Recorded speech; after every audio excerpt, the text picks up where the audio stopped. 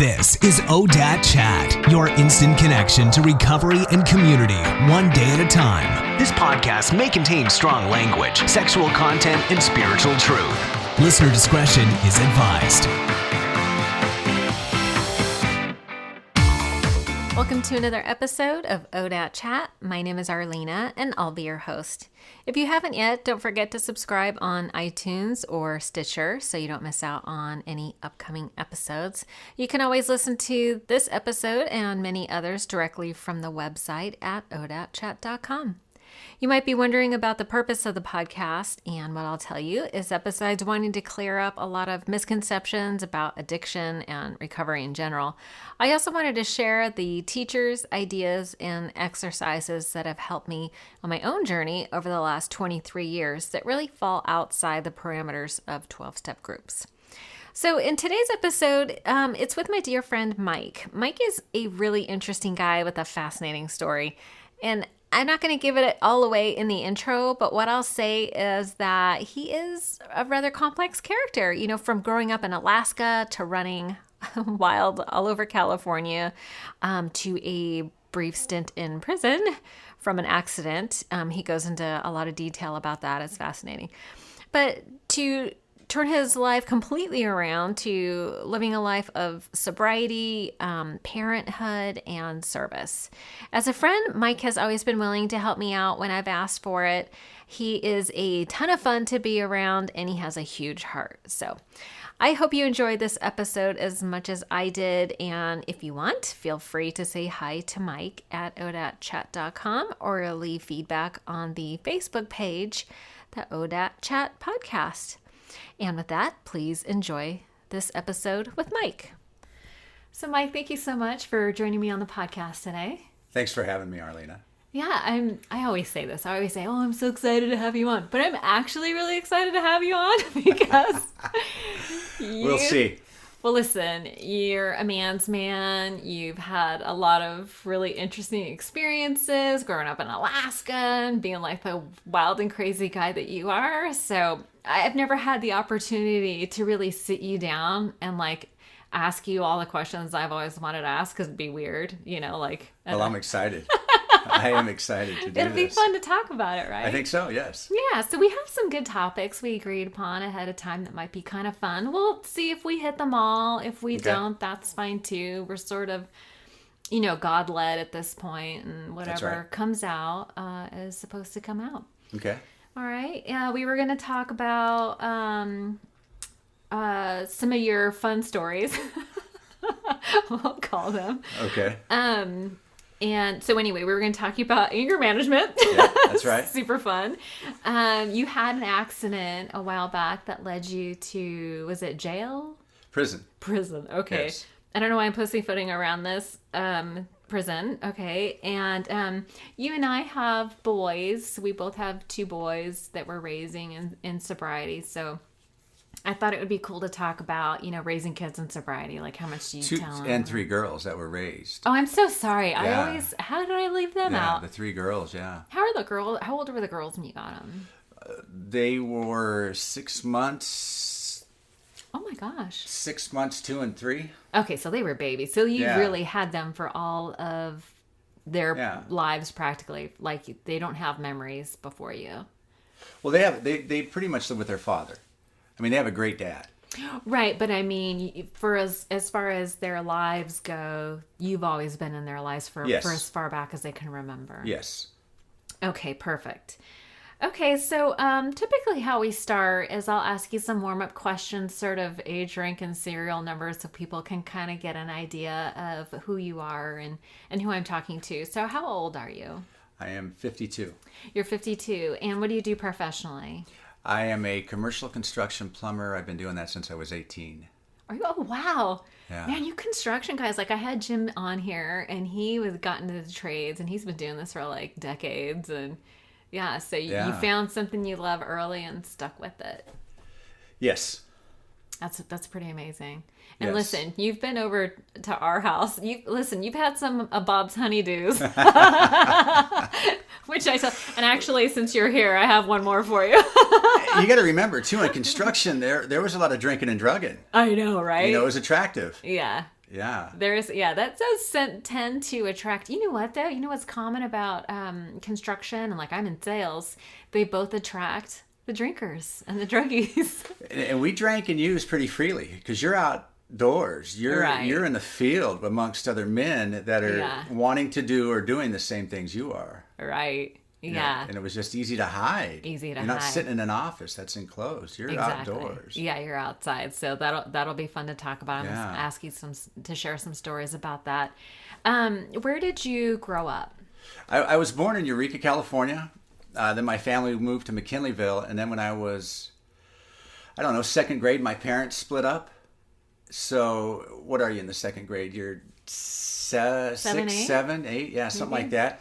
So we lived in Crescent City, California, when my parents split up. My dad met a woman, and then in 1974, the pipeline in Alaska was going big. Oh, that's why they guys went So, yeah, the pipeline. And my dad was a Teamster. So in November of 74, my dad loaded up 5 kids in an 18-foot camp trailer and a 74 Suburban. And we drove to Alaska. Oh my God. That's in November. In November. That is so crazy. Okay, so that was a 4-day trip. It only took 4 days to get there? Yeah, it's 3,500 miles. Okay. And when we got to Copper Center, Alaska, Dad set up the camper. 5 kids and a dog, mom and dad, in an 18-foot camp trailer. Why didn't you guys have a house? Wasn't in the plan yet. Dad, we were camping. You know what I mean? Dad wasn't a planner. Our water froze the very first night.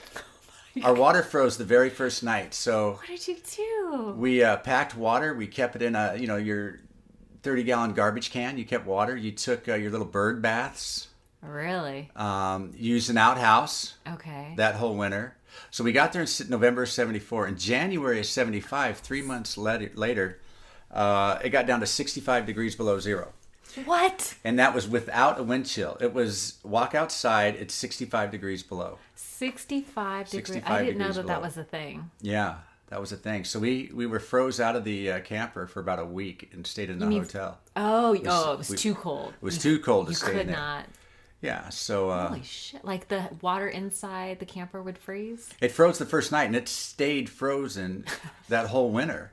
We packed water until spring or breakup, you know what I mean?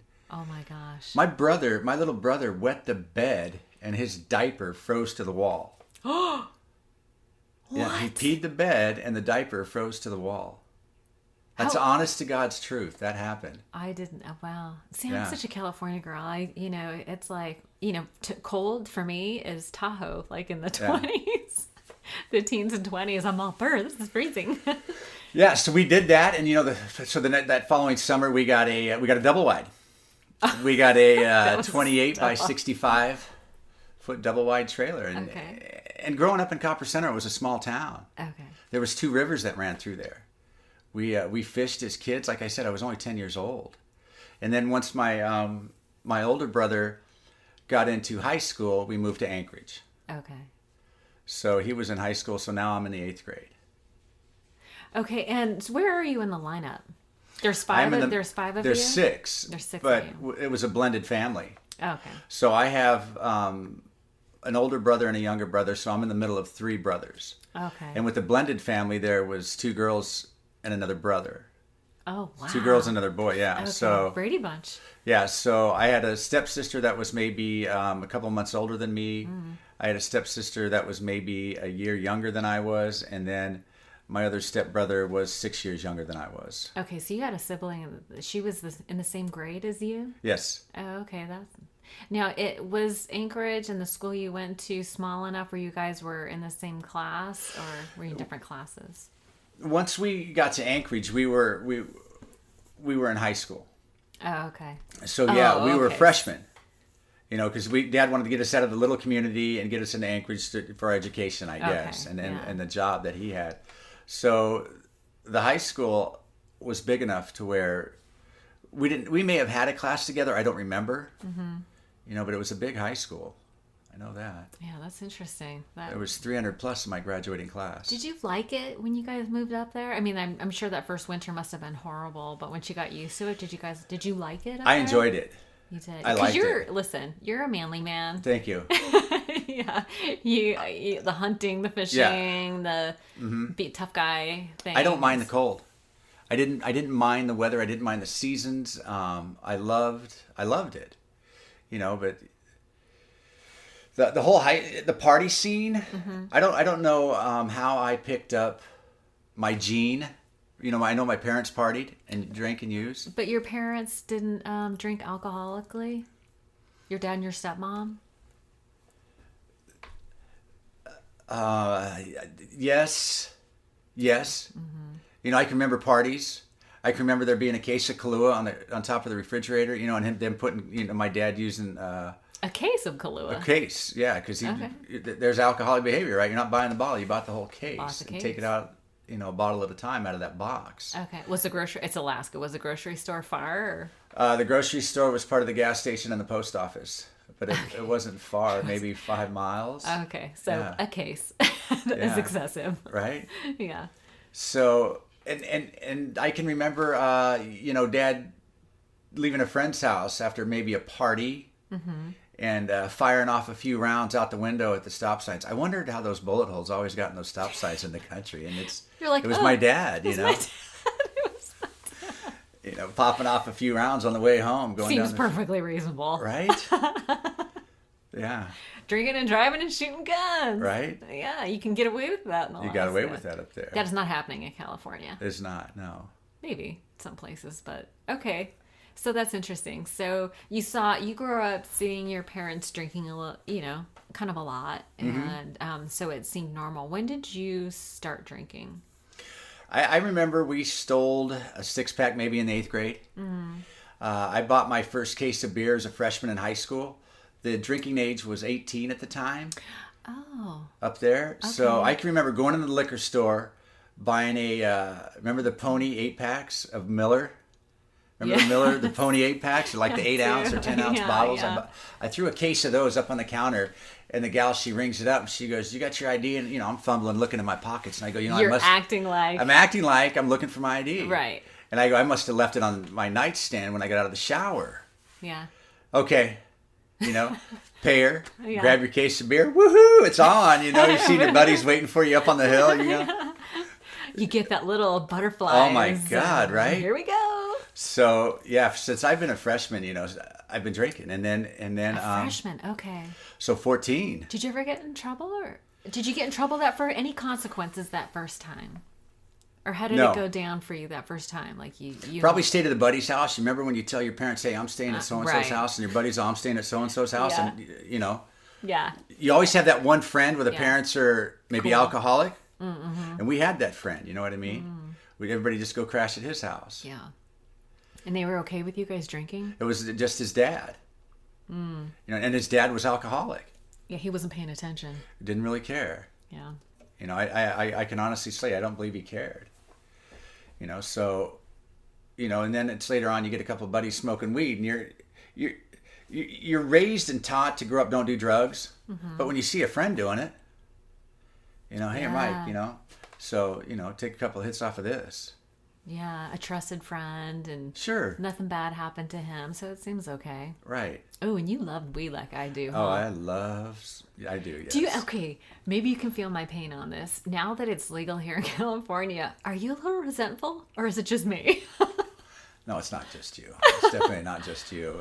Really? I keep hearing stories about oh, it's potent. It's not like it was back in your day. It's the shit now. And I'm like, oh, there's part of me that's like, oh. You can only get so high, right, Arlena? You got high. When you got high, you only got so high. It's just like... That's a good point. Thank you. You can only get so high. Thank you.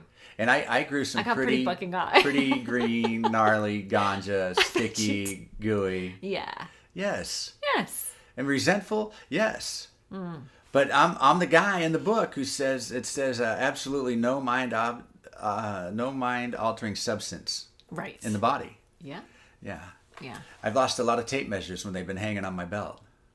And they're right there. And they're still there. How many pairs of sunglasses you've been looking for, and they're on top of your head, Tucked in your shirt. Yeah. Yeah. It doesn't make you very smart. No, it doesn't. You know what's so funny? is I didn't realize that I wasn't stupid. Turns out I was just stoned. Right. The whole time, right? I thought I was stupid, and then I got sober. Well, wasn't there a T-shirt, "I'm not stupid, I'm just stoned"? I'm sure there was. Right? Yeah. Yeah. I'm not as stoned as you. I'm not as think as you stoned I am. That's right. Yeah. That's right. We had all kinds of things to laugh about it and make it okay. Yeah, that was a big part of my story too. Okay, so growing up, your friend starts to introduce you to some stuff. And did you ever do anything harder than weed and booze? Yeah. Did you I, in high school, I did a lot of things, I did the cocaine. Okay, yeah. My sister dated a guy that was older than us, and this was my sister that was a year younger, so she was dating this guy that was, a few years older than us. And so, like, looking back, are you like, wow, that guy was a total perv? How much older? What was the age difference? Dang, maybe there was a 5-6 year spread, 5-year spread. I don't know. And she was younger than you, so this is like in high school. So I was 17 probably. So she was 16. So say he's 21, 22. 22 dating a 16-year-old. I could find out. I'm not exactly sure. Well, that's okay. I never thought about it like that. Well, it's funny because you have girls now, right? Mm-hmm. So if your daughter at 16 years old was dating a guy that was like 22 or 23, it's not okay. Not okay. Not okay. Yeah, no. I mean, people go to jail for that now. But this guy, so he had cocaine and heroin, and he would heroin. Yeah, he would speedball, and did you do heroin? never. Then Yeah, this is that why, scared me. because of him. Oh. He told me at 17, 16, 17 years old, he goes, "Mike, you have an addictive personality. Don't ever use heroin and don't ever use a needle." And I never have. Okay. I did everything else, but I never did heroin. Yeah, And I never used a needle. I didn't either. I didn't know that you could snort heroin until I got sober, and I am so grateful I did Right? not know that, because I was never going to do it. I saw too many of those after-school specials, and for Yeah. whatever reason, I knew that heroin would absolutely destroy me, and so I never did it. Yeah, so when I was in high school, it started with beer. Mm-hmm. It went to weed. It went to cocaine. I'll never forget the first time I took acid. I thought for $2.50, blotter, Mickey Mouse, the pyramids, whatever it was. $2.50. $2, right? That was the greatest high in the world. Mushrooms. So fun. Yeah, I did my share of mushrooms. By the way, we we're not encouraging this. I'm just saying. Yeah. I tell my boys, people do drugs for a reason. It's because it's fun. Right, for a minute. For a minute. Or a year or so. Or 10. But then...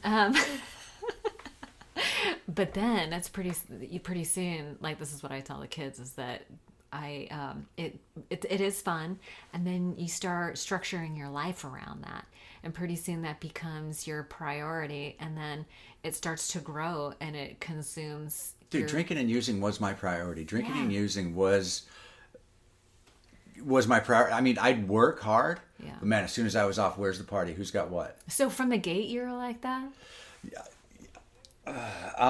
Yes, because I can remember selling weed in high school. Okay. You sell that ounce to keep an eighth, Right.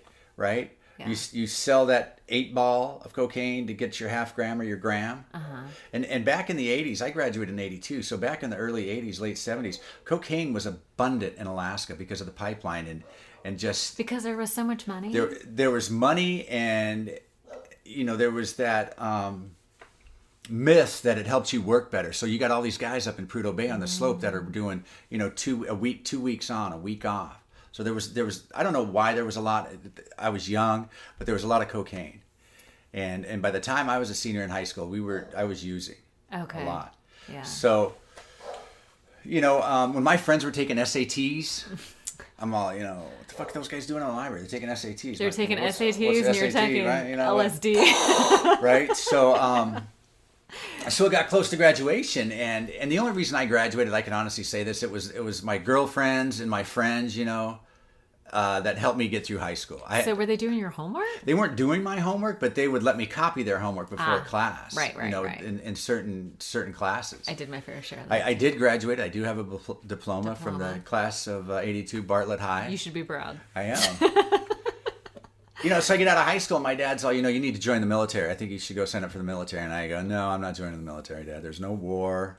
I did sign up, 18 for the draft or whatever it was. Oh, okay. But I'm not going in the military. So he's all, well, why don't you join the police academy? And I'm thinking, well, Dad, because I'm a drug addict and an alcoholic. And I don't You're think like, they I'm a want drug me. dealer. They typically do not like drug dealers. So my dad, being a Teamster, he got me a job working at a shipping and receiving warehouse, working nights. So they, on this side of the warehouse, they'd bring in freight.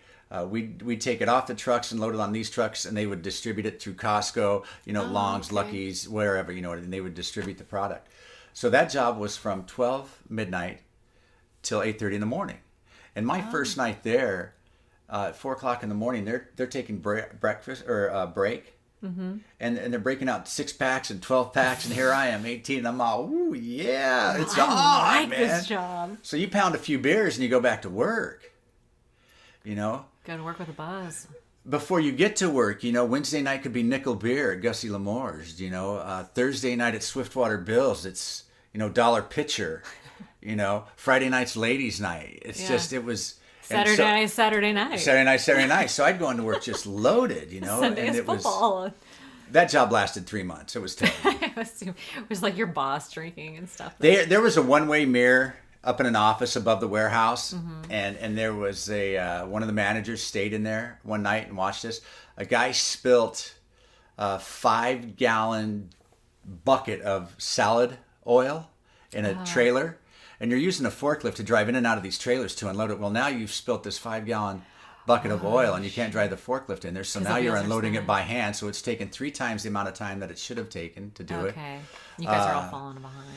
Yeah, one night we dropped some acid, and there were certain trailers that you couldn't drive a forklift onto because of the trailer. It would push it out away from the loading dock. Okay. Because of the snow and ice. Oh, And this guy was trying to do it in a hurry, so he drove a forklift onto a trailer knowing he shouldn't, and the trailer slipped out, and he drove the forklift off the loading dock, which was probably a 4-foot drop. Oh, shit. He didn't get hurt. He didn't? Did not get hurt. I mean, he was a big guy, so he took it. But they needed to hire another forklift to lift that forklift up to put it back in the dock. So it was a disaster. It was an experience, and it was an experience. So 3 months at that job. Okay. And then I was at a buddy's house, a good buddy. His dad owned a plumbing shop, and he heard I had gotten fired, and I'm all, I didn't get fired, I got laid off, and he's all, well, why don't you come down to the shop tomorrow and fill out an application and see what we can do. So I did that. He immediately that morning put me in a truck with a guy with a tape measure and a hammer, and that was November of '82. Okay. And I've been plumbing ever since, Off to the races. So I did 2 years of plumbing up there out of high school, and I got my first DUI. Oh, how many DUIs do you have? I have a total of 8. 8 DUIs. I think you might have the record of all my friends. Congratulations, the trophy is in the mail. Wow, that's intense, Mike. Okay, so you get your first DUI, and this is back in the early 80s? This was 84. 84. And so what was the repercussion of a DUI in 84? I left the state. You just left? There's like no jail or... No, there's jail, but I get the DUI. It's funny because there's a magistrate, a judge, on duty 24/7. So I'm arrested. Mm-hmm. They take me to jail. They hold me. I go before the magistrate at 4 a.m. Oh my God. Yeah, and he goes, and they okay, DUI, here's your court date. You're being released. Don't go get your truck. Okay, just leave it alone. All right, so I call my buddy, hey, can you come get me? So he comes and gets me. They don't even keep you overnight? Did not keep me overnight. No, I was released at like 5 in the morning, 4 in the morning. That's ridiculous. Okay, go ahead. So still loaded, probably. Waxed out of my mind. So I tell my buddy Kenny, I go, hey, let's go get my truck. And he goes, dude, you're not supposed to go. Yeah, let's go get my truck. Well, I couldn't find my truck because I was so loaded when they arrested me. I couldn't remember where I was arrested or where I got pulled over. So the next day I drove around in the area where I thought I was arrested.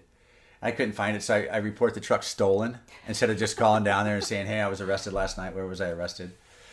But the lady at dispatch, she's trying to help me. She goes, were you arrested last night? And I, yes. Well, you were arrested at 15th and C Street. So I go back, I find my truck. And dude, I had left the bar with the glass. There was a bar glass in the cup holder. Oh my God. There was a 6-pack of Lowenbrow. Still in the car. Still in the truck with maybe 3 out of it. Mm-hmm. Yeah. So I got that DUI, and I hung out for a few months, before the court date. And I said, you know what? I'm out of here. My parents had left right after I graduated high school. They had moved to Montana. They moved to Montana. I could have gone with them. I chose not to. So I sold everything I had, which wasn't much, and jumped on a plane and flew from Anchorage to San Jose.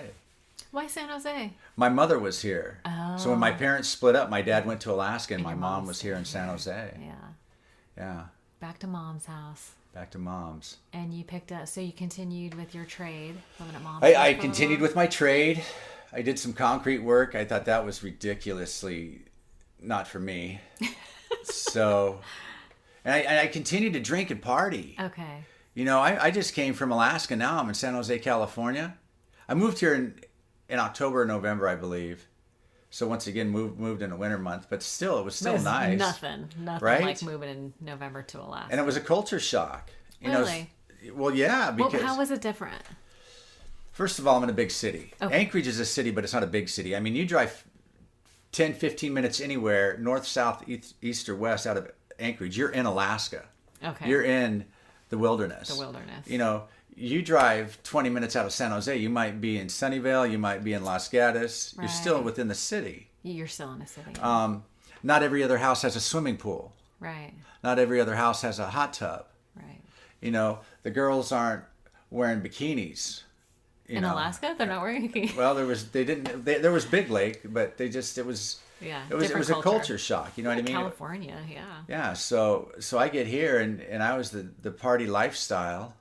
Mm-hmm. So I just picked up right where I left off up there, and I moved here in '84, and in '85 I got another DUI.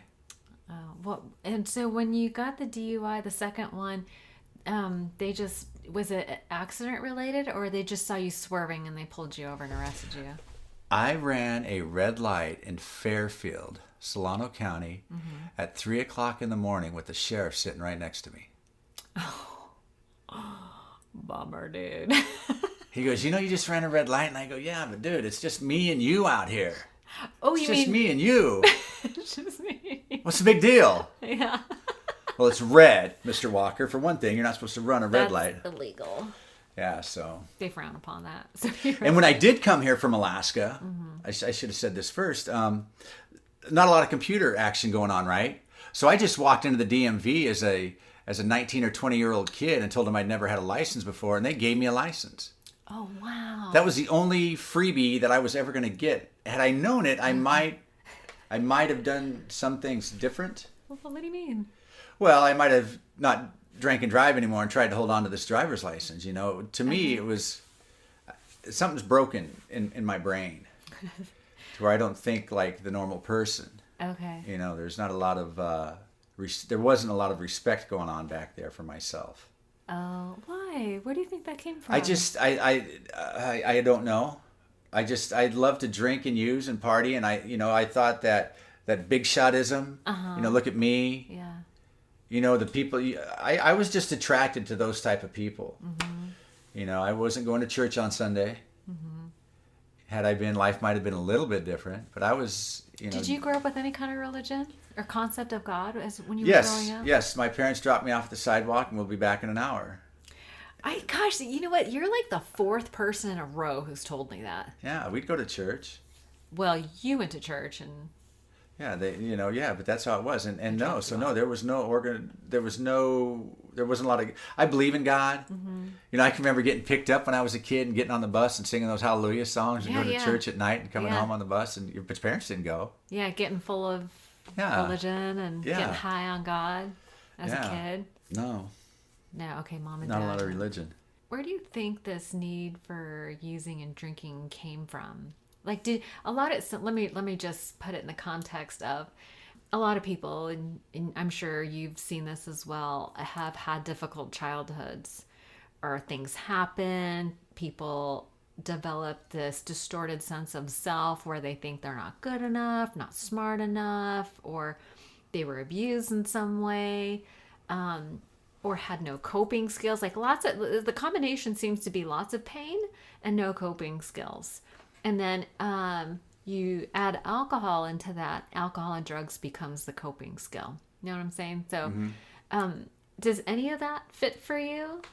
It may. My parents, like I said, split up when I was in the second grade. I blocked. Were you traumatized by that? Yes. Yeah. I can remember being told by my mother I saw a child psychologist. Oh, you did? Yes. I don't remember too much of that. I don't remember too much of a lot of my childhood. But you remember being told that your parents were split up. Yeah, I remember. Did you see your did your parents divorce because they were fighting a lot? Yes. Or yeah. I don't know exactly what it was over. Okay. It may have been jealousy. Okay. There might have been, my mom was an attractive woman. There may have been somebody getting the attention. My parents grew up in McKinleyville, in Orick, which is a small town up north. They were. I mean, bottom line, hillbillies. You know what I mean? Okay. And let's just face it. Back then, our parents didn't have the education that we're getting now. Right. Drinking. I mean, they're smoking in the house. They're smoking in the car with the windows up. Smoking, pregnant, and drinking. Right. So you went home in a laundry basket. Mm-hmm. Right. So I don't blame my parents for what happened. Right. I don't know what started. I just and I always hear people say they drank and used to change the way they felt. I never put that together. I never thought about. I wasn't old enough to think about my feelings that much to change the way I felt. I just know that I liked how I felt when I drank or used. Mm-hmm. You didn't put it together that when you were not drinking and using that you didn't feel right. I felt right. You felt okay? I never had a problem making friends. Okay. I never sat out of much of anything. I always included myself. If I wasn't invited, I'm coming, whether you like it or not. Mike's here. That's right. Mike's here, and I just always felt welcome. I don't ever remember sitting on the sideline. That's very interesting because you hear a lot of people in the program talk about that feeling of self-consciousness, right? Like, oh, I don't belong. How come everybody else seems to get it and I don't get it? And you know what I mean? Yes. You hear that a lot. That was not your experience. No. Have you ever met my 10-year-old? Yes. He's like his daddy. He is. Woo, I'm here. Dude, he even walks like you too. It's hilarious. I'm like, that is little Mike right there. Yeah. So I don't know. Okay. I don't relate that or compare it too well. So there is no clear connection to original harms and using drugs and alcohol to cope with your feelings. Nope. You might want to look at that. I might. Just kidding. Because I have behavior issues. Yeah, and so let's talk a little bit about. Okay, so let's get to the part where what do you want to talk about next? Would it make sense to talk about like anger management stuff or your accident? Whatever you want, it doesn't matter to me. We can talk about one or the other. Okay. Both. Well, let's talk about both, but sequentially, what happened first? You were telling me a funny story about the anger management. Tell me that story. Okay. So funny, not funny, but you know what I'm saying. Yeah, funny now, not funny then. Right. So I'm drinking at the Saddle Rack when the Saddle Rack was on Meridian Avenue. That's where I had my last drink. Right? Yes. So if you wanted to find me on a Friday night, sometime Saturday, I was at the Saddle Rack for a run of probably 3-4 years. Okay. Okay. So I'm with a girlfriend. Okay. And I'm at the bar. So when you walked in the Saddle Rack, the bar to the left, that was Alex's bar. Yes. He's a buddy of mine. Oh. And so I'm drinking. Okay, I'm done drinking. Now I'm passed out on the bar. What time is it, do you think? 10 o'clock? No, maybe midnight, who knows? But I was waxed, and the girlfriend's all, hey, Mike, I think it's time to go. Okay, let's go. So she gets me up, coherent enough to walk me to the truck, puts me in the passenger side of the truck. I shut the door, maybe the head in my lap, and I don't hear the driver's door open. So I look up, and she's walking back in the bar. So she meant it was time for you to go home. Time for me to go get in the truck. So I get out of the truck and angry, yes, maybe. Don't remember, but obviously somebody thought I was angry because before I reached out and could grab her, I was flat on my face on the asphalt. Wow. And a bouncer had saw something in me to where he felt I needed to be restrained. Wow. So a friend of mine came up and he's all, hey, what's going on? I know the guy, and he goes, well, he needs to leave. So he takes me And now we're going to party. Now I'm stone cold blacked out. I can remember doing some lines. I can remember drinking and smoking, but I couldn't take you today or remember today who we were with or where we were at. So we do that, and the next thing I remember, I wake up. It's 5 o'clock in the morning, and I'm in my house on the couch, fully dressed. My truck must have been in the driveway or must have been out front. So somebody may have taken me back to the bar, got my truck, drove my truck home in a blackout because the truck was there. Because instead of, getting off the couch and going to bed, I'm getting up off the couch and looking for the girlfriend. Okay, because that was the last thing you remembered is you went to go look for her. Right. So I don't find her. So I'm thinking, she's at her friend's house, and who'd they take home from the bar, and what are they doing? Oh, God. Right? Yeah. So like I said, I jump in my truck and I drive over there. It's got to be 5:30 in the morning. I'm pounding on the door, pounding on the windows, and the next thing I know, who's ever inside is starting to lock everything inside. So they wouldn't answer the door, so I kicked it in and kicked it off the door frame, and I entered the house. The one girl was on the phone calling 911. I can't remember if I took the phone from her, but I remember she reached out and kicked me, and I grabbed her leg, and I pushed her back, and she fell into a table of knickknacks. Stuff breaking and flying. People everywhere. are screaming, and there's nothing going on. I had just woken up 2 girls sleeping, and I come through there like a tornado. And I picked the girlfriend up, probably shook her, and then threw her on the ground, and it was a slab floor, and I can remember her head hitting the concrete, and it was all bad. I kind of snapped out of it, and I left. And I went up, and I was doing a job in the Santa Cruz Mountains. I went up there. I think cell phones had just come out or something. So I had a cell phone, and I'm calling down there, and the cops get on the phone, and I'm threatening to do harm. You know what I mean? To the girls? Yeah, to whoever, So they're telling me, you need to come down here and turn yourself in or talk to us. I'm all, fuck you. And so after a few hours, I drove home. There was cops at my house. I drove down by the 7-Eleven, and I pulled in there, and I got a pack of smokes. When I came out, there was like 6 cops, and they arrested me, and I went to jail. And I regret that. I'm very sorry for that happening. That's domestic violence? That was domestic violence, yeah. And even though the girls had not wanted to press charges, it was right after the whole OJ thing, so the DA picked it up. Oh, okay. And then I went to, a year class on domestic violence, which was very educational. Okay. I got a lot out of that. What kind of stuff do they talk about? Like that it's not okay to put your hands on somebody. Yeah. Under any circumstance, it's not okay for me to touch you, him. It's just not okay. Anybody.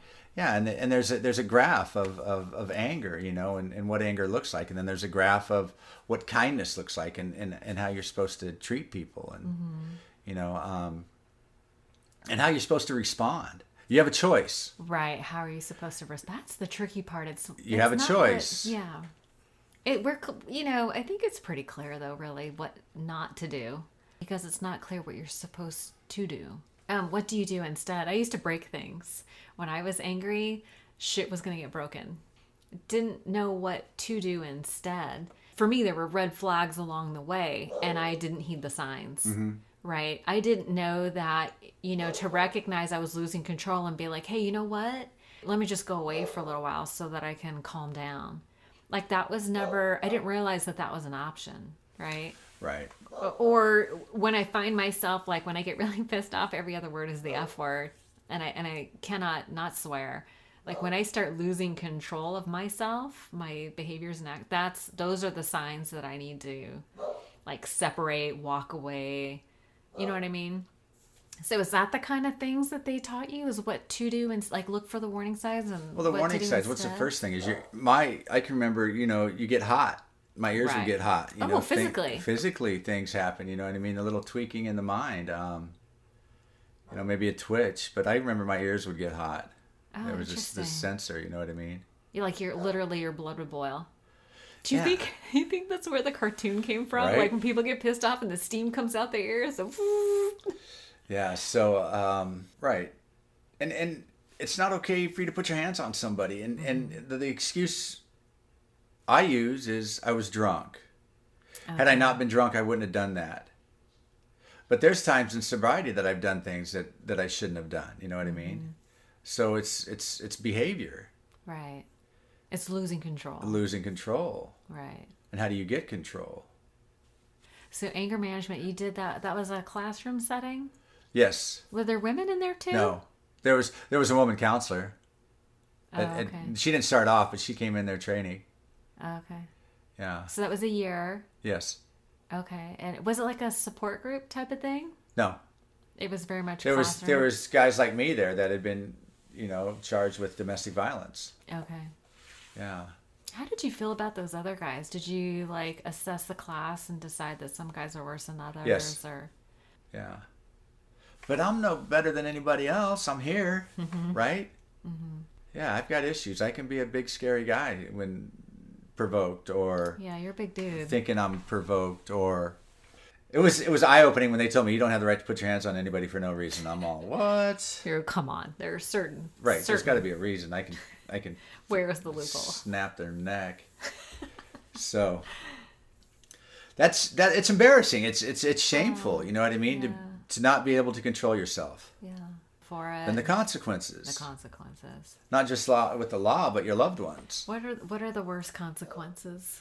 Breakups, breaking hearts, disappointment, failure, trust. And so did you feel like after that year that you were able to be in a different place? You were able to control it better after that? I was aware. Whether I was able to control it better, I don't know if I'm the person to ask. You know what I mean? Mm-hmm. Because I'm no angel, and I wasn't sober. I didn't get sober because of a domestic violence. I didn't not stop drinking. What made you get sober? That 8th DUI. Mm-hmm. And I don't even know if it was the 8th DUI. It had to have been, because when I came to Alcoholics Anonymous, I had friends here. I had guys that I could go talk to before I came here, and it made suggestions to me. Mm-hmm. I was running on fear. Mm-hmm. I really had no... I didn't want to get sober. I just wanted to take care of my charges. That 8th DUI, I just wanted to get that behind me. Okay. So a friend of mine suggested 90 meetings in 90 days. Mm-hmm. And don't drink or use in between meetings.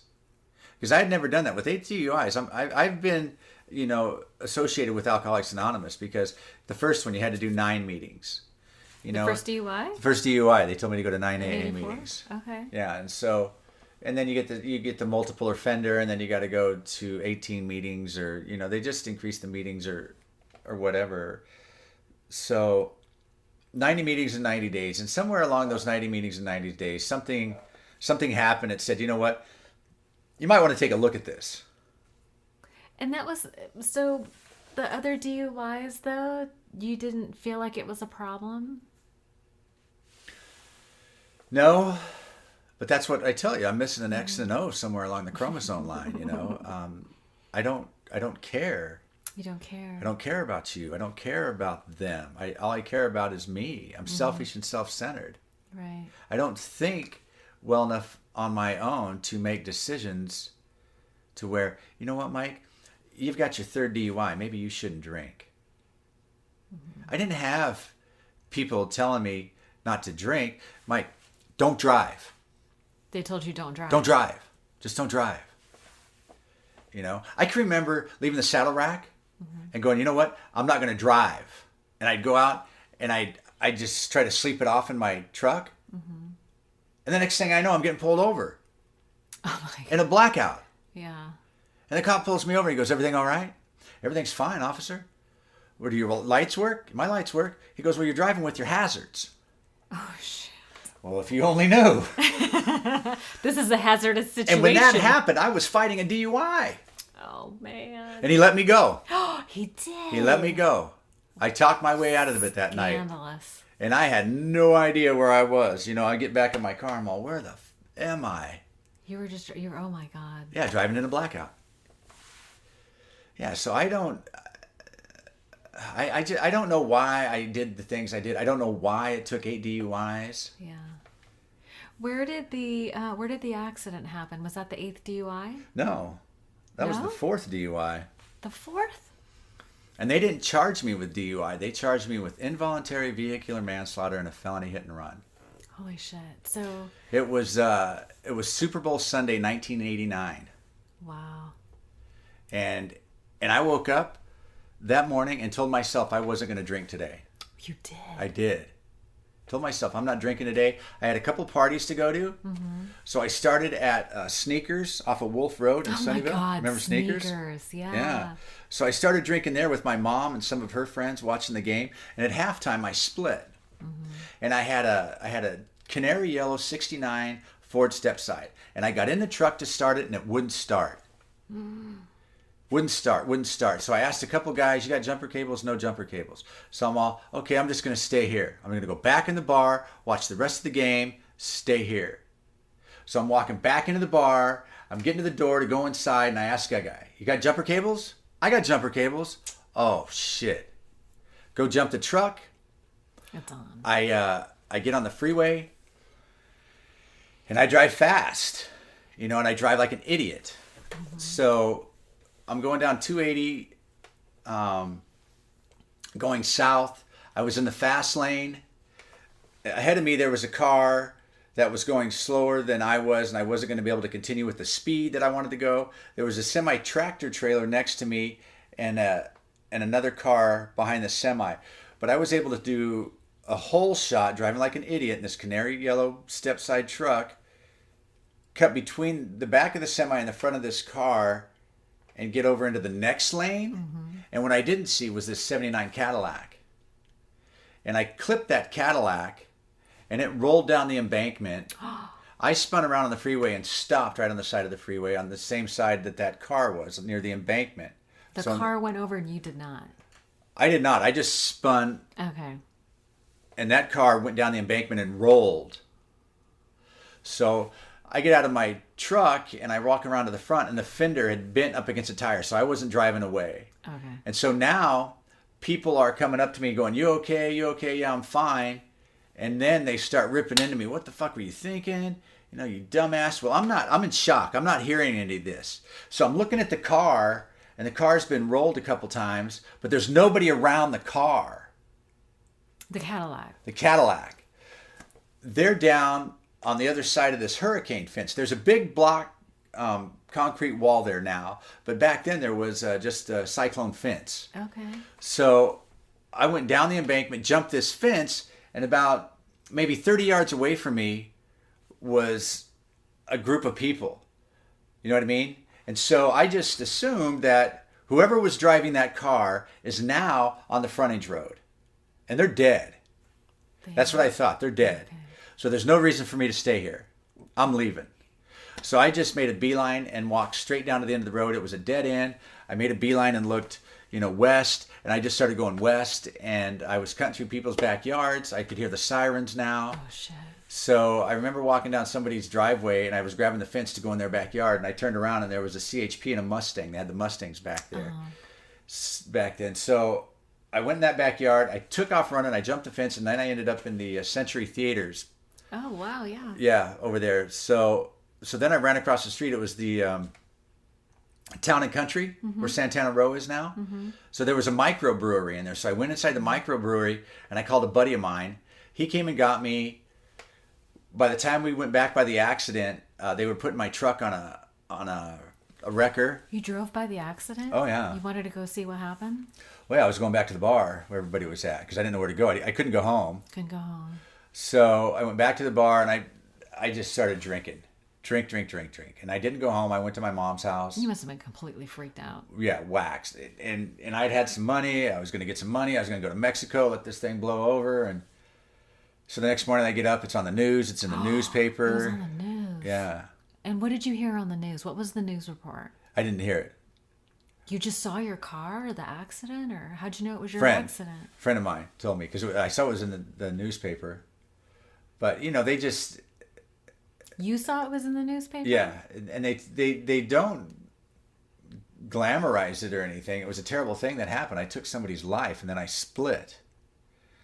They had my truck. They had my driver's license and my bag of weed. I guess I left a bag of weed on the seat, and my driver's license. They're calling my roommates. They went to the house where I was living, and they're all, "Hey, we need to talk to Mike," and I'm not coming around. So I went and got a lawyer. It's Monday morning because it was Super Bowl Sunday. So now it's Monday morning. I get a lawyer.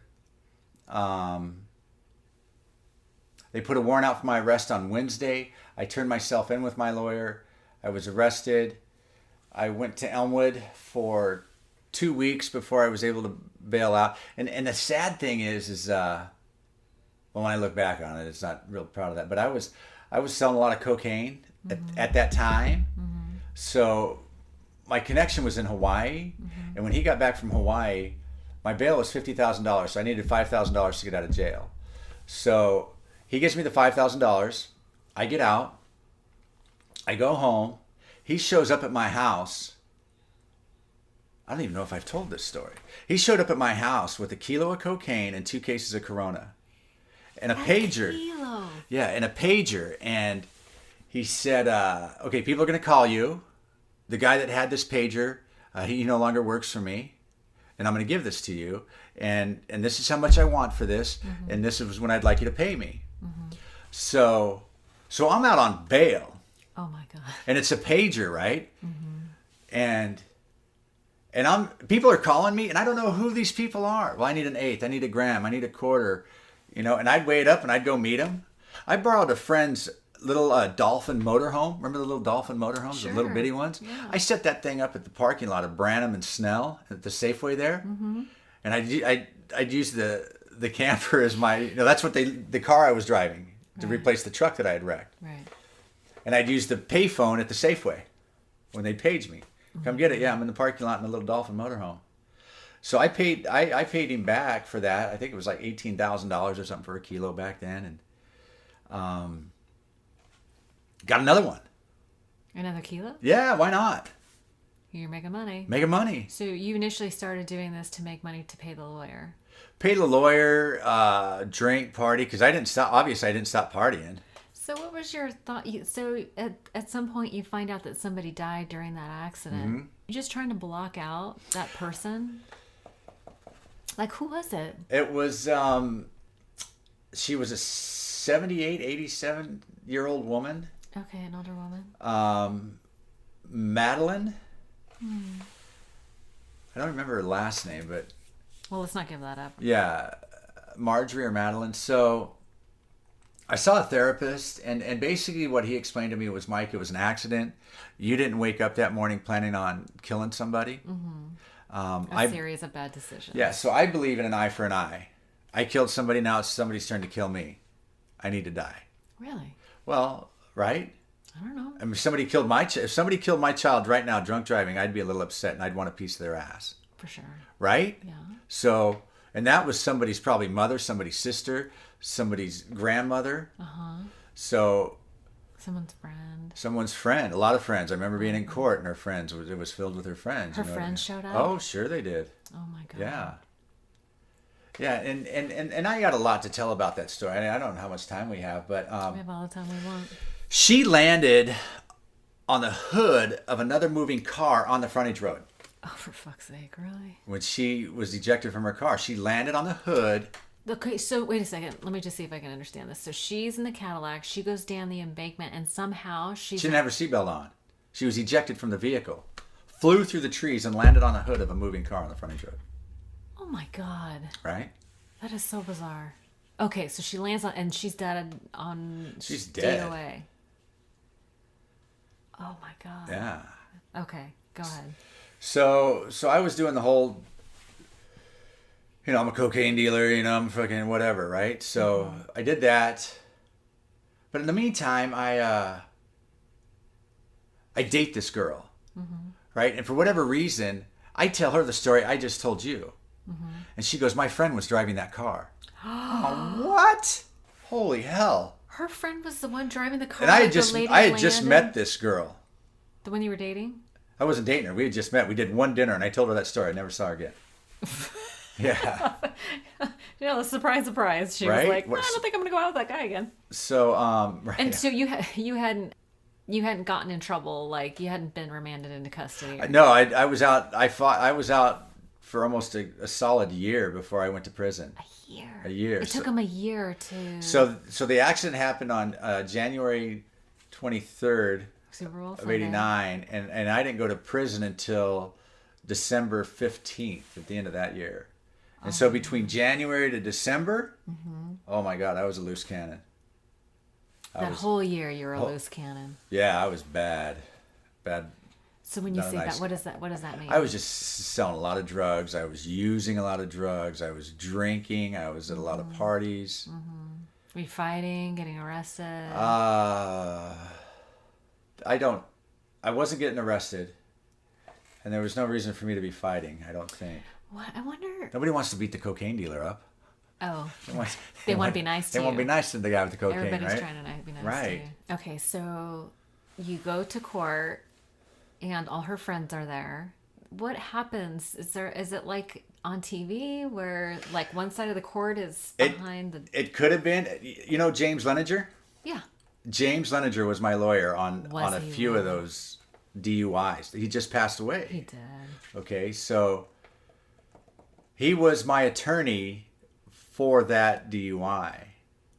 And he goes, Mike, you're going to prison today. So whatever's in your pockets or whatever, give them to who's ever with you, because you're going to jail. They're gonna, you're gonna plead no contest, and today's the day.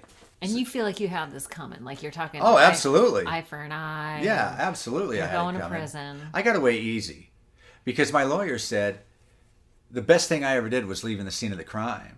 They couldn't get me for under the influence. They could only arrest me for involuntary vehicular manslaughter and a felony hit and run. But I knew. Felony hit and run. But I knew I was drunk. Yeah, and loaded out of your mind. Right? Yeah. Okay, so Jim tells you empty your pockets, give all your stuff away, and do they let you know ahead of time that you're going to go to prison? So do you have a time? I had about 5 minutes. I didn't know when I went to court that day I was going to prison. You didn't? No. Like so I'd been out for a year, and I figured it just, you keep putting it off. Like your life goes on, and you think you find some sort of normalcy in your life, even though it's crazy. Like you get into some sort of routine, and time goes by, and you don't think you're going to get away with it. But so you had no preparation. All your stuff, your home. I'd moved back in with my mom.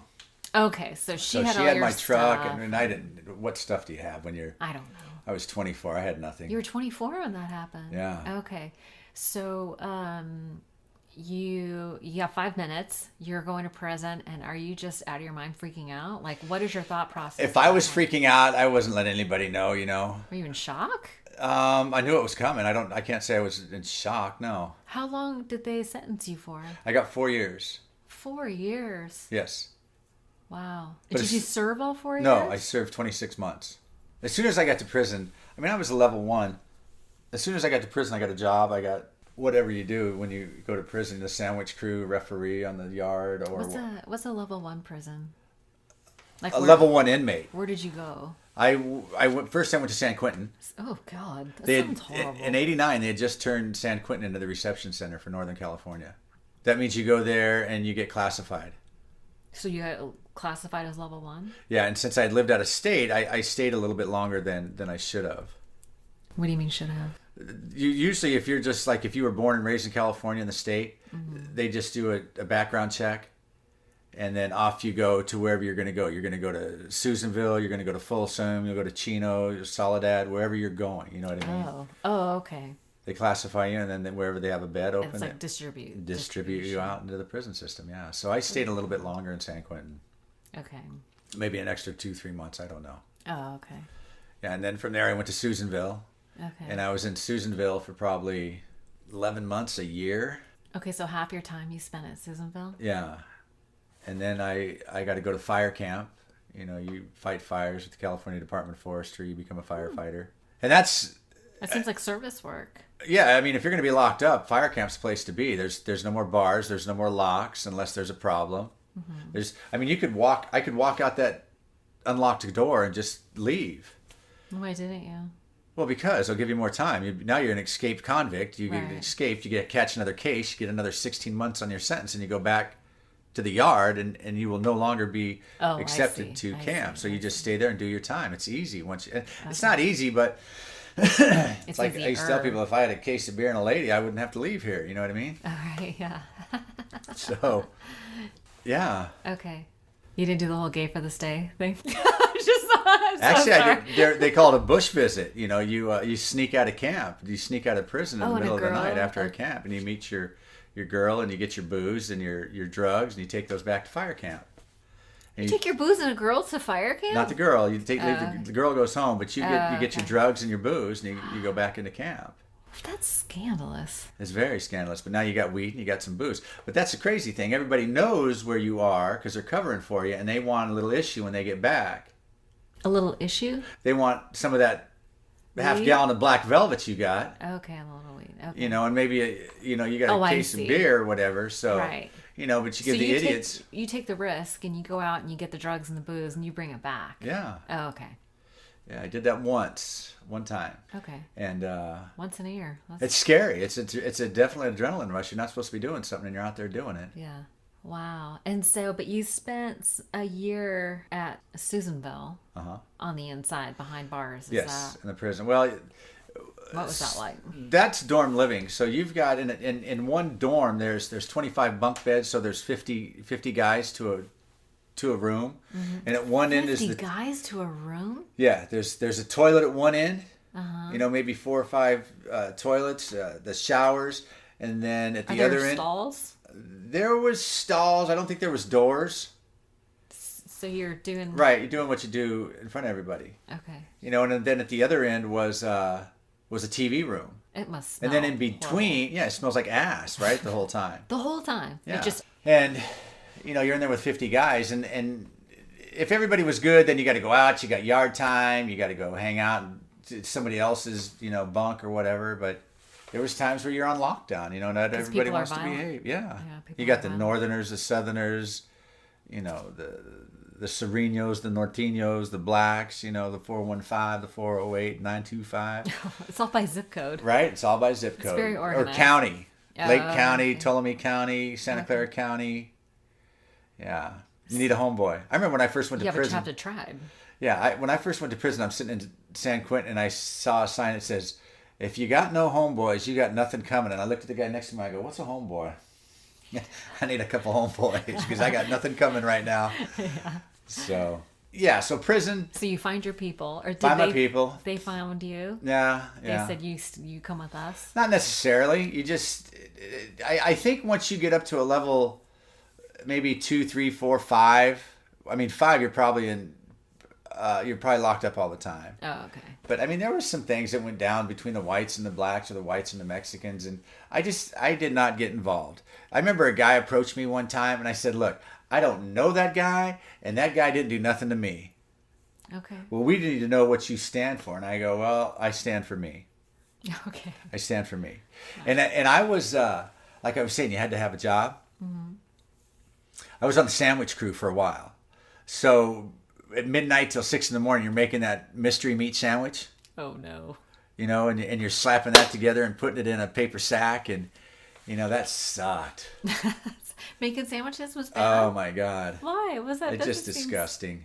With them, because the food was gross. And then the guys you're working with, it's not. I didn't like it.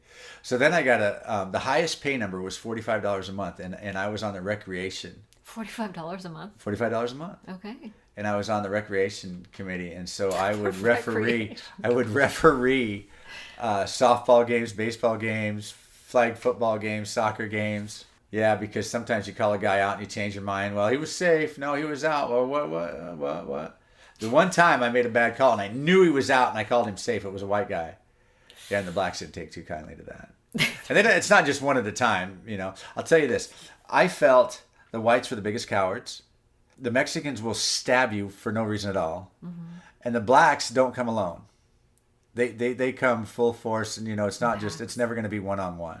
And it's segregated, and it's not segregated by the prison system. It's segregated by the individuals. By the inmates. Yeah. Okay. Yeah. For safety reasons, do you find, it was you got to find your tribe because that's where... Well, yeah. You know, I remember when I was in fire camp, I was the first inmate in that camp to share a cubicle with another black guy. And I didn't care. You know what I mean? I got along with him. Mm-hmm. You guys were good friends, or? We became good friends, yeah. Yeah. But prison, I was in prison when you know, there was, I was refereeing a baseball game, and it was eerie because you're refereeing this game, and it's in between innings, so the outfield is going to the infield, and the infield is going to the outfield, and it got eerily quiet. And I see this little Mexican come around the backstop, grabbed a bat, ran back out to the track because there, just like any high school or anything, there was a track, and everything was on the infield, the baseball field, the soccer field, whatever. Okay. And I hear him scream, "It's on," because these groups had been walking around the track, the opposite directions, and they came at each other right behind the backstop. Oh my God. And you hear somebody yell, "It's on," and they just start swinging bats and swinging punches and stabbing or whatever they're doing. And you hear the pop, pop, pop of the gunfire of the tower, and you see about 5,000 guys just lay down on their bellies, and unless you're in that fight. And you know, did they shoot somebody? I don't remember anybody being shot. Did the guards come in? They break it up, but you heard I heard the gunfire 3 times when I was out there for a year. Wow, that's 3 times. 3 times within a year, yeah. What was your predominant feeling in being in prison? Were you fearful the whole time? Not the whole time, no, because in our dorm there was this guy called Heavy D. He was an LA Crip, and he was a shot caller. Maybe he was. I mean, he was probably 325 pounds. Oof. And I could always tell when he had just beat somebody up because he was happy. He was happy, and he didn't care if you were black, white, purple, or green. He'd beat you up. You know what I mean? And I seen him beat 3 guys up from what I saw. One time they were playing cards at the foot of my bed. And this white guy, they were his cards, and Heavy D shuffling the cards, and the white guy says, "Don't bend my cards," and he's all whatever. So they shuffle, they play playing pinochle, right? So they go around, and D's shuffle again, and the guy's all, "Hey, I said don't bend my cards." So he takes his cards and he does the 52 pickup shuffle right into his face, and then he hits him, and he hit him so hard that I got blood splatter on me probably 6 feet away. Oh my gosh! He knocked him out cold. They put him on his bunk, and he stayed there. And usually when you're on the yard, they would count you at chow time. Because everybody's got to go down through the chow line to eat. Well, he wouldn't go down there because he's got this eye, and you're not going to tell who did it. So they come looking for the guy that didn't go to chow. "Why didn't you go to chow?" And they go, "Oh, what happened?" "Oh, I fell down the stairs." And another guy it was a white guy. He shoved the kid, and a locker door was open. And his cheek caught that locker door and it just sliced him right open. And facial cuts bleed, right? There was blood everywhere. Yeah. Another time I saw him hit a black guy over. Blacks like their soap operas. Okay. What? Like soap operas. Okay. They're in prison. They got all the time in the world to watch television. Right. And so they love the drama. There was a control over that television. Oh my God. And so I saw him beat the crap out of somebody because he didn't want to watch Days of Our Lives or, whatever. That's surprising. But what I was getting to is I got along with this guy. Oh, you did?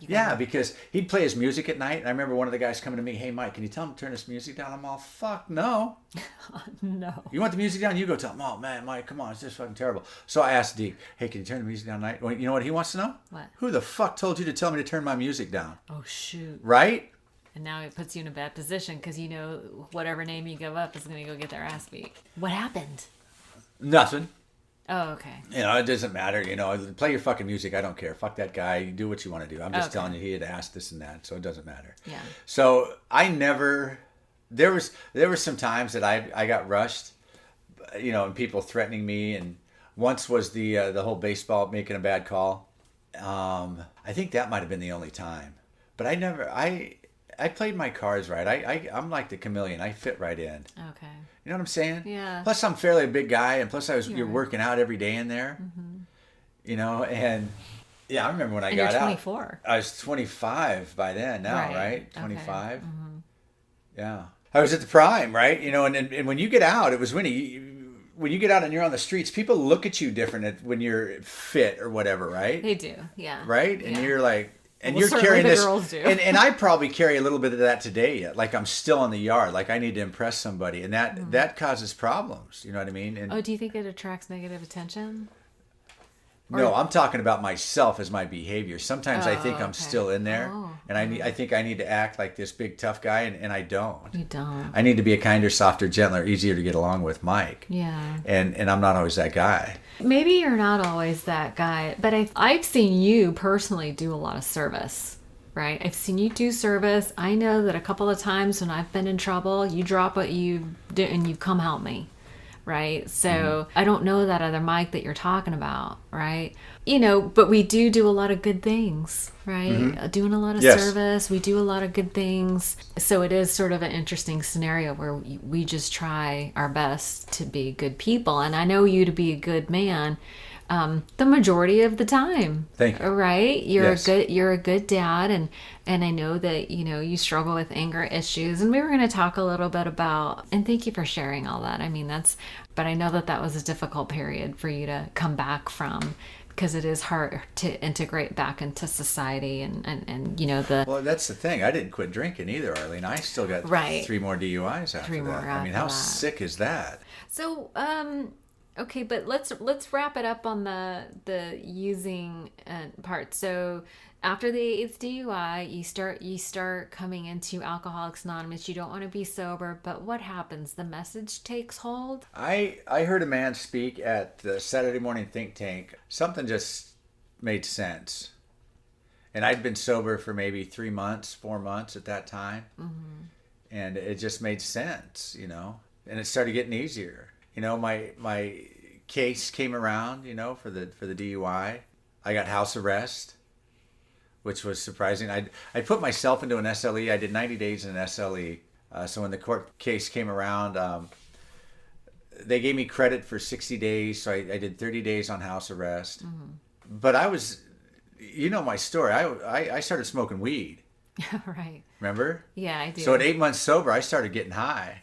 Okay, that's when it started. Okay, so you were doing the marijuana maintenance program for how many years? 6 years, 9 months, and 2 weeks, and some change, probably. Yeah, but who's counting? Yeah. Yeah. Okay, and you had married during that time. I married during that time. And so your wife thought you were sober. Yes. Okay. She was sober. So did you guys got sober at the same time? Same day. Oh, same day. We shared a sobriety date for 8 months until I started. Oh, okay. Getting high, yeah. So did you marry before you got sober or after? We married a year after. Okay, you got married a year after. So listen, we had plenty of reasons why you should get sober. Something happens, the DUI, you and Jody get sober. And then 8 months later, you start using again. You went 6 years plus. So you were working, like you had a sponsor, you were working steps and getting high at the same time. Yes, and I had sponsee. And you had a sponsee. And nobody knew? I knew. But the guys at work knew. My guys that I was getting it from knew. Right. But they didn't associate with alcoholics. And right. I never saw those people in meetings. Okay, and so what happened that you decided to quit that too? I could no longer probably hide it. Okay. And my behavior, I was irritable, discontent, restless. Yeah, restless and all. I was that incomprehensible demoralization and all that above. And I was working nights. This is how I tell the story. I was working nights. I'd gotten up. Jody was cooking. She was barbecuing. She walked by me and she gave me a little love tug on the back of my head and my hair. She walked by me and just tugged on my hair. And I spun around and I'm all, hey, knock it off. And she might have thought, whatever. So in and out of the house cooking, she did it again. And I spun around and I said, hey, goddamn, I said, knock it off. And she looked at me and she goes, you got a problem. You got a problem, Mike. So I ate dinner and I went to work. I came home probably at 6 in the morning. The wife was getting up. I was going to bed. She looked at me and said, I'm taking the boys and I'm leaving and I'm going to my mom's house. Wow. I'm tired of the way you treat me. I'm tired of the way you treat the boys. I'm tired of the way you talk to me. I'm tired of the way you talk to the boys. And I'm done with you. And it turned into an argument, a big FU fight for maybe 5 minutes. And I told her I was going to get a lawyer. You're not taking my kids. I put my pants back on. I was going to the front door. And I reached out to grab the doorknob. And I thought of a friend of mine, Chris, who's in the program. Mm-hmm. So I went back to the bedroom. And I called him. And I said, hey, I need to talk to you. I'm going to bed right now, but I'd like to meet with you when I get up. So I went to bed. I got up. He had called me back. We went and met and we talked. And he told me I needed to pray for acceptance. I did that. It took about 10 days for me to pray to be okay with having to sit down and tell Jody. You told Chris you'd been smoking weed the whole time? I told him everything. Oh, okay. I told him everything. So then I had to tell my wife. And so I told her, thank God she was in the program and she had a sponsor and tools. And so we'd gone to lunch. Because he said, don't tell her at home. Take her to a public restaurant. Don't tell her at home. Right. Have witnesses. Yeah, have witnesses. She took it better than I thought. I mean, I thought she was going to throw up as soon as I said, because she caught me off guard. When we were sitting there, here I take her to lunch and I'm going to tell her what I've been doing, right? And halfway through lunch or 3/4 of the way through lunch, she's all, why are we here? And I had taken that woman to lunch plenty of times. But she knew something was up. Something was up. And I said, and she caught me off guard, so I just spit it out. I've been getting high for the past 6 years. Oh my God. Yeah. So we rode home together, and it was a struggle for a while. Mm-hmm. You know, I had to obviously start going to meetings because I probably wasn't going to the meetings that I needed to be going to. I had to be completely honest with anything and everything that she asked me of me. I think in that first year, she may have bottled me 2 or 3 times. Bottled you meaning asked you to take a pee test? Yes, because nowadays you can go to CVS, Walgreens, or whatever and buy a pee test. And the first time she walked in and she handed me that, I go, what'd that cost you? She goes, it cost you $20. It cost you $20. Now give me some pee, you know. Do you know, I remember one time you told me, you go, she bottled me just the other day. And I was like, really? Okay.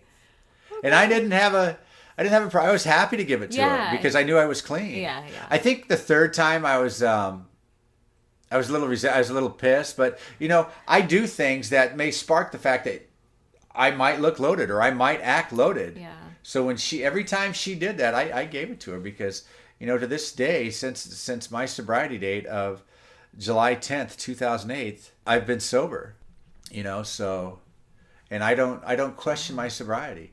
I do not have the desire to drink today. I am very aware of what will happen if I drink or use today, and it's all bad. I have too much in my life going on today to give any of it up because of a drug or booze. Yeah. You have admitted to your innermost self that you're an alcoholic and drug addict and you do not handle those things well. I'm clear on that. I am so clear too. I am so clear. Yeah, crystal. Yeah. Yeah. And so I wanted to talk to you a little bit about, so we talked about the boys, you know, you're raising these kids in sobriety and, you know, you're doing the best you can. And, you know, we talked earlier about how, listen, we're very open with our kids about our sobriety and they just grew up with it. They've never seen us loaded. So, but they have seen us. We've taken them to 1,000 AA picnics, birthday parties, dinners. Everything that we do is, you know, your house, trips with you guys, boating and water skiing and all that stuff, and ski trips. And they're just surrounded by people in recovery. So they get it. And I tell my kids the truth that it's fun.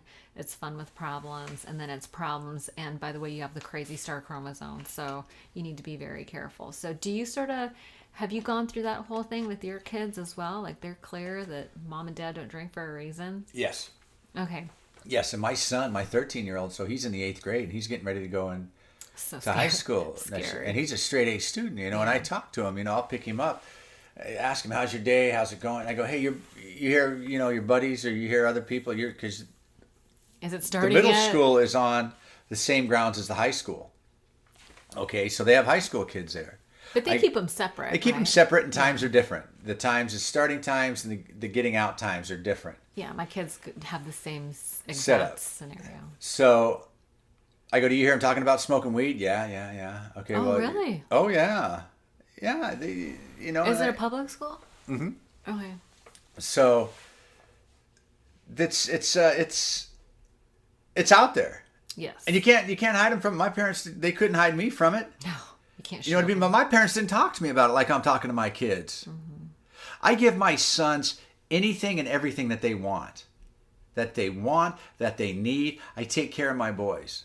And I will tell them, if you smoke weed, if you get high, if you fuck up, I'm going to be there to kick your ass. I will tune you up so fast it will make your head spin. I just don't... I understand there's going to be something.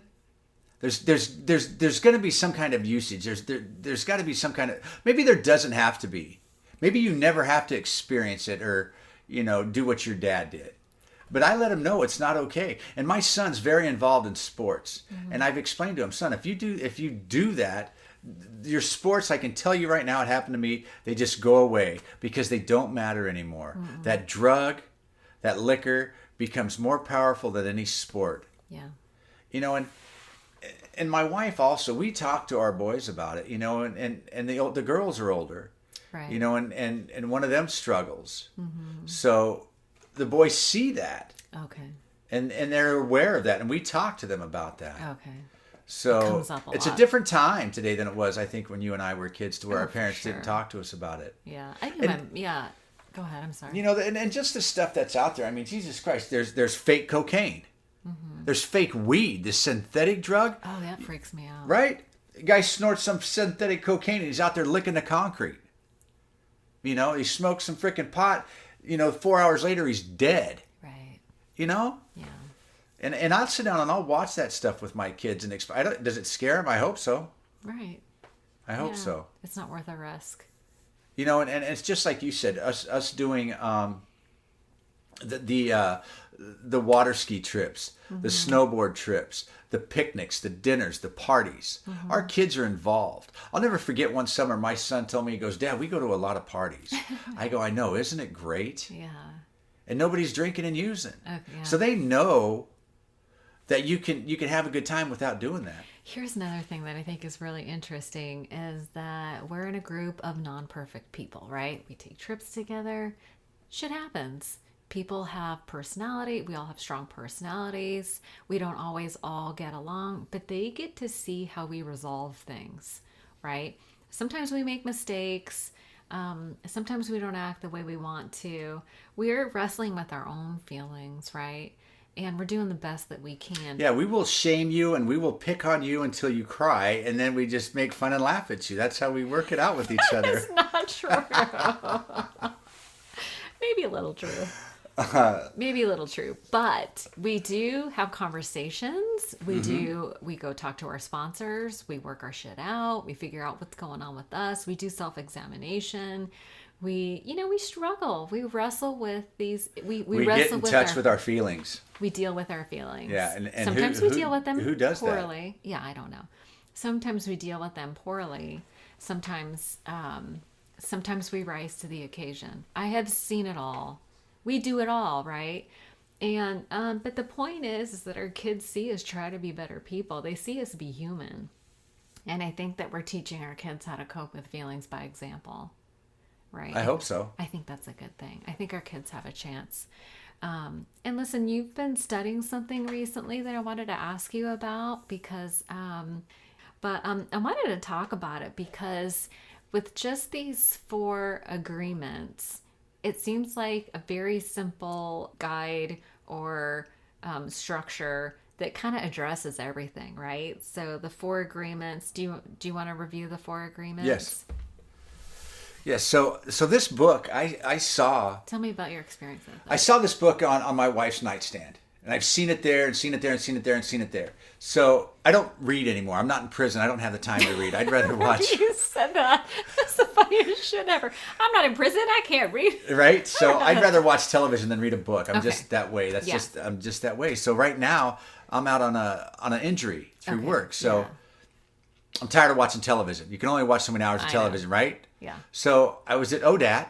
Okay. And my buddy Dave says, Mike, do you read? No, I don't read. But you know what? I'm bored. What do you got? And he had told me this a few months ago, and I said, no, I didn't want the book. I could care less. You said no? I told him no. So So he offers me this book. I get the book. I go home. It's 7:30. I start reading the book. Because the meeting's at 6 a.m. 6 a.m. Okay. Right? So the 4 agreements, it's be impeccable with your words. Right. Don't take anything personally. Don't assume. Don't make assumptions. And do your best. Right. So I started getting into it. So I'm not putting it down. The TV's off. The curtains are open. It's a beautiful day. And I started reading it. Yeah. Well, you get a little sleepy, right? You're sleepy this or that. So there's a noon meeting coming up. So I put the book down. I go to my noon meeting. I come home. I start reading the book again. And I read it till the end. Wow. I read the whole book. The whole book in one sitting. Yes. And it was eye-opening. One day. Mm-hmm. I wish I had read it sooner. What I got out of it was, like, the being impeccable with your words. People are going to say things to you, and you may or may not like it. It's how you react to them. Okay. Right? In each agreement, it talks about, this is what I got out of it, because I don't relay message well. Like, I can watch a movie and forget right after I've watched the movie what happened. I can read a book and I'd have to go back and reread it. But this is what I got out of it. It talks about living within heaven and hell in your head. Yeah. So you could come up to me and you could be mean to me. It's how I respond to it. And I could be forgiving, or I could be soulful, or Rise above it and be nice, right? And that so now I'm living in heaven. Or I can be who I usually want to be, and I want to be confrontational. I want to prove something. I want to prove my point. That's living in hell. Okay. Right? Yes. I guess. And then because when we do choose to respond, it's our words are things. Like, first you have the thoughts, and then they come out. And I tell you, it is the thoughts that we have in our mind that hold an energy that colors the words that we use, right? And you can, build someone up or tear someone down. It's like, are you going to try to be an agent of and create peace and understanding, or are you going to try to be heard? So don't take anything personally. Being in construction, I've got pretty thick skin. Okay. I don't know if there's anything you can say to me that's going to hurt my feelings that I wouldn't just brush off. Yeah. Usually it's going to be my children or my spouse. And today, with the amount of sobriety I have, I can say, hey, you know what? You hurt my feelings. And don't take anything personally.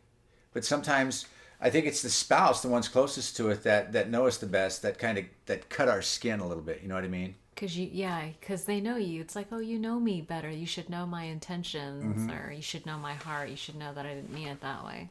And don't assume. That's the killer for me. Why? Because I future trip. Oh, you assume you know what people are thinking? I assume what you're gonna do. Oh, what I'm gonna do. Yeah. Okay. Yeah. So I'm terrible. Plan around that. You strategize like how you're gonna. How I'm going to strategize and plan something that's never going to happen because I've assumed it and played it out in my head. All right. And it's totally destroyed me. It's destroyed the relationship with my spouse. It's taking something so wonderful and beautiful that, whether it's her going out with her girlfriends to have a good time within her girlfriend group. And I'm playing it out like it's going to be some bad thing. There's guys involved, and you got something going on here or there, and that doesn't happen. But in my head, it did. Okay. And it causes confrontation, it causes conflict, and it causes a bunch of bad stuff that isn't necessary. Don't assume that you think you know what's going to happen. Okay. Does it make sense? That makes Because I will sense. future trip, and I will just take something so small and innocent and just make it blow it all out of proportion. Oh, Jesus Christ.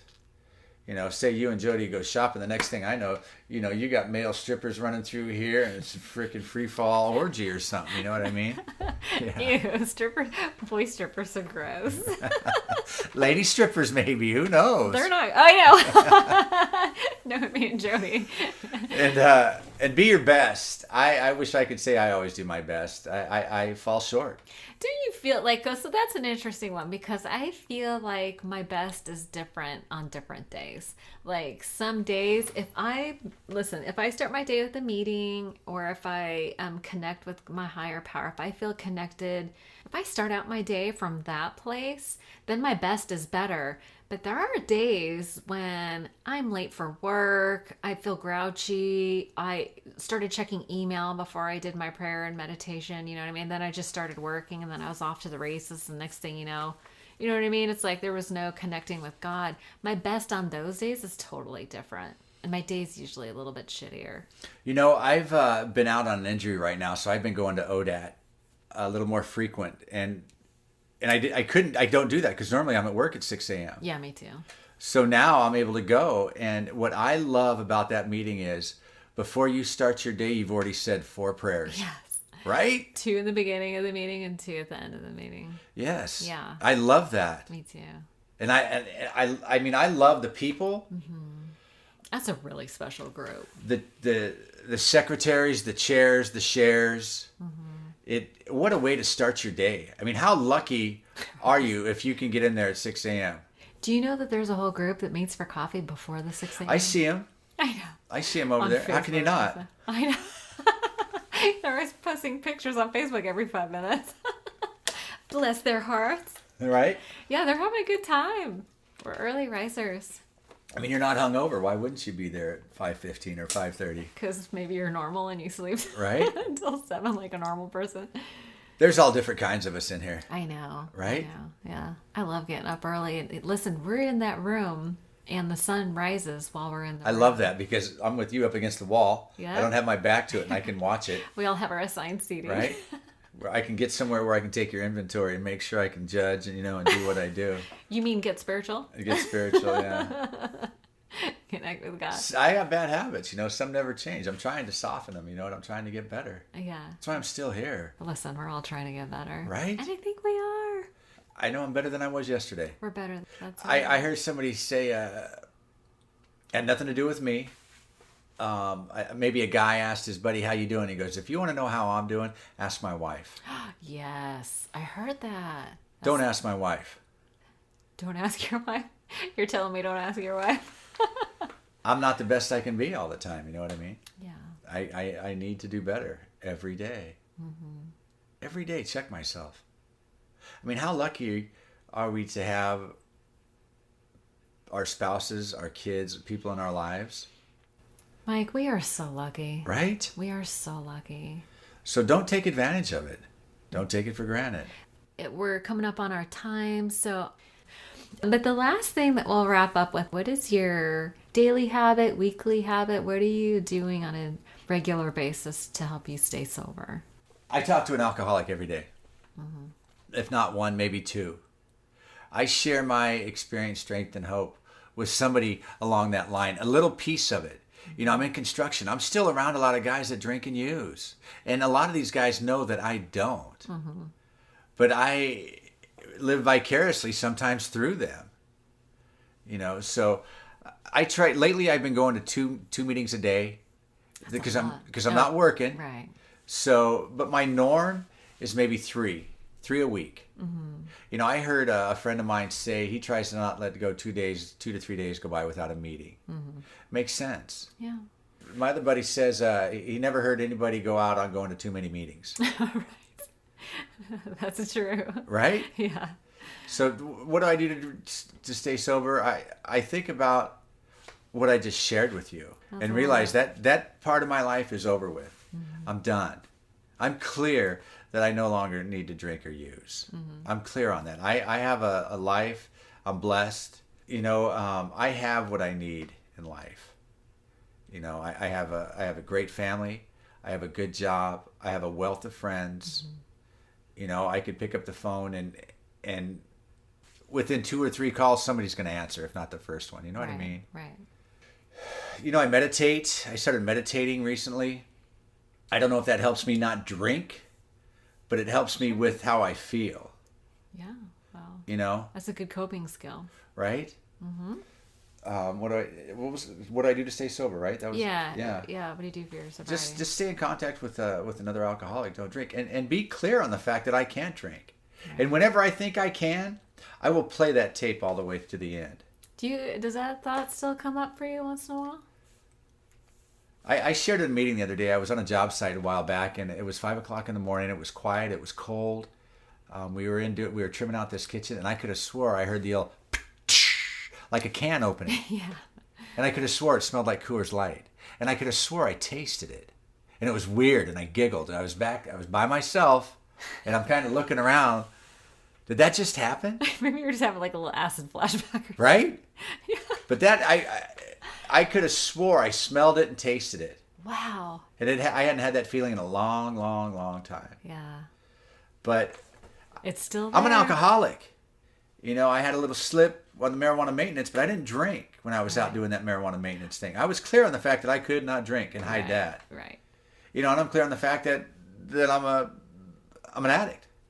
I have a good life that allows me to live without having to use. You know what I mean? Yeah, you have a way to cope with your feelings now. Yeah. And the fact that my wife doesn't drink or use, we can bounce things off of each other, right? We can share things. And then I don't hang out with people that drink or use. I hang out with people in sobriety, and so that helps. It does help. When I can get my partner and tell him, share something with him that I never thought I'd share with him, and he's cool with it, and he's going to help me with it. Yeah. Like a couple of chicks, maybe. I don't know. Wait, what? When you can share a feeling with your guy friend. Okay. Your sober guy friend, or your just sober normie? guy friend. Yes. Okay. And he understands. Yes. Because I think AA is an internet of wealth of information. Absolutely. It's like punching into YouTube.